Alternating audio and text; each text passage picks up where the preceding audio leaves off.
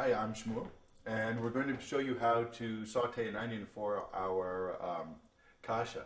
Now, cooking this kosher style can mean different things, or you can add different things. Now, like I said, we're making this dairy. If you're cooking this for a meat meal, you could use chicken fat, yes, chicken fat, instead of olive oil, and it would be incredibly delicious. That's what I would normally use.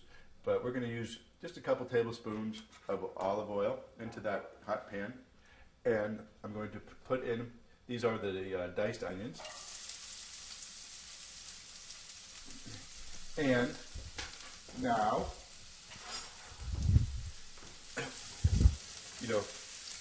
saute is French for jump. And that's what the idea really is, that you do this. You've seen the chefs do that where that's really sauteing, is the jumping. But we just kind of know that as like stir fry. And we're going to cook this for, I'd say, about 5 minutes. We want them to start to just get brown. But just start to get brown because we're going to be cooking them again when we add the kasha grains with the eggs.